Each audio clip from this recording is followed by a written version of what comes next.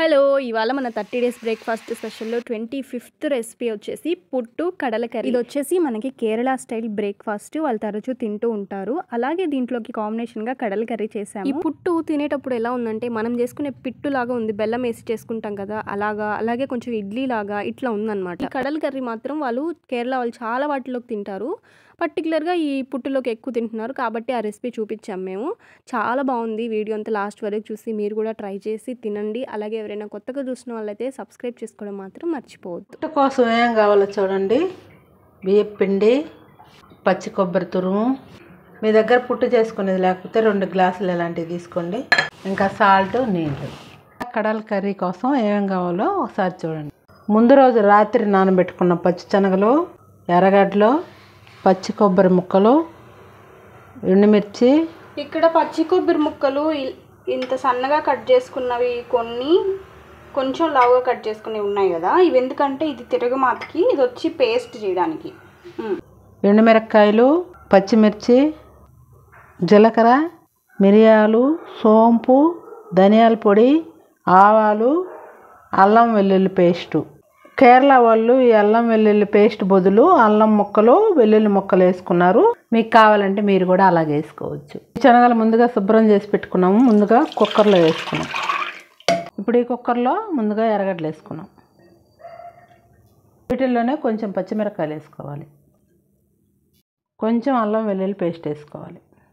చెప్పింది కదా ఇందాక, ఈ పేస్ట్ బదులు మీరు అల్లం వెల్లుల్లి సన్నగా ముక్కలు తరిగి కూడా వేసుకోవచ్చు. ఇప్పుడు దీంట్లో కొద్దిగా సాల్ట్ వేసుకోవాలి, కొంచెం పసుపు వేసుకోవాలి. ఇప్పుడు ఇవన్నీ బాగా కలిపేసుకొని మూత పెట్టి 6 విజిల్లు వచ్చే వరకు ఉడికించుకోవాలి.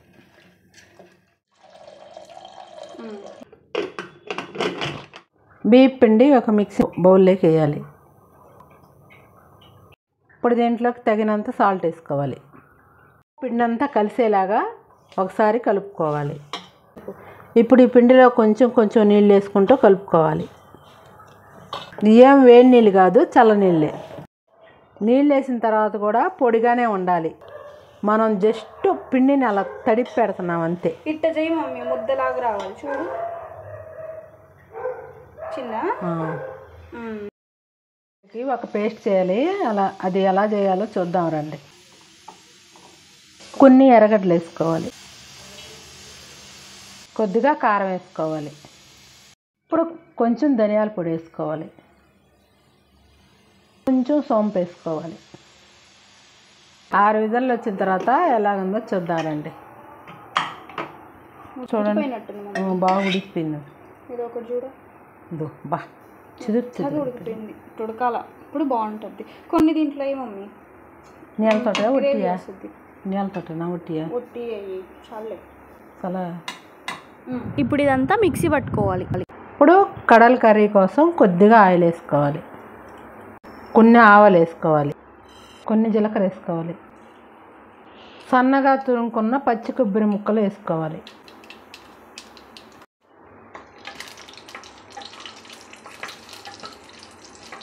ఇప్పుడు కరివేపాకు వేసుకోవాలి. ఇప్పుడు కొన్ని ఎర్రగడ్డలు వేసుకోవాలి. ఇప్పుడు ముందుగా మనం ఉడకబెట్టుకున్న శనగల్ని దాంట్లో వేసేసుకోవాలి. చెప్పు. కడల.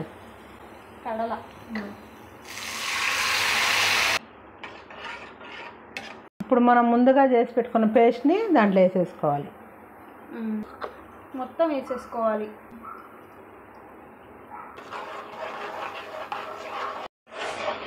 చాలా యూనిక్ ఫ్లేవర్ వస్తుంది అసలు.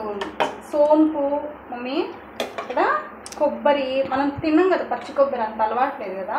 పచ్చి కొబ్బరి, సోంపు ఫ్లేవర్ చాలా బాగుంది. ఉప్పు సరిపోయింది చూడు ఒకసారి.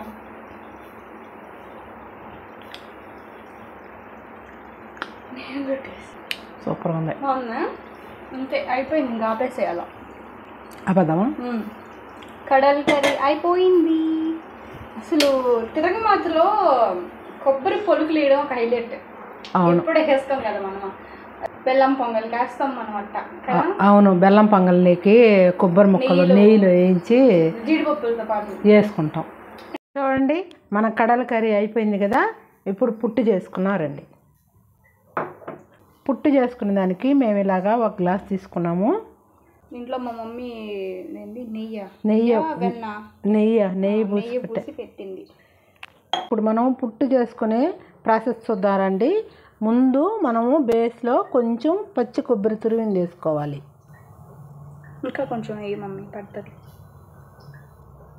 ముందుగా మనం కలిపి పెట్టుకున్న బియ్యం పిండిని దీంట్లో వేసుకోవాలి.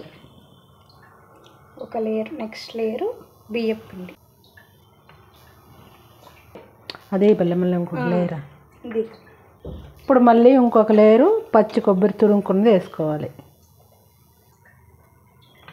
పచ్చి కొబ్బరి తురుము వేసుకున్నాం కదా, మళ్ళీ ఇంకొక లేయరు పిండి వేసుకోవాలి. ఇప్పుడు పొయ్యి మీద ఆవిరి పెట్టుకొని ఇటు పెట్టేసుకోవాలి.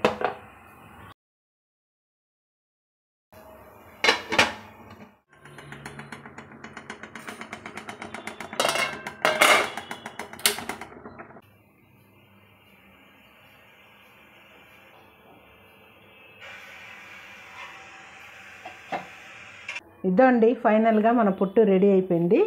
ఇంకా టేస్ట్ చేద్దాం. ఇడ్లీలాగే ఉందండి పైనంతా కదా. అవును,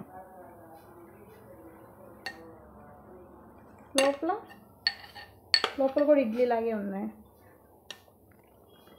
పచ్చిమిర్చి కారం వేస్తుంది.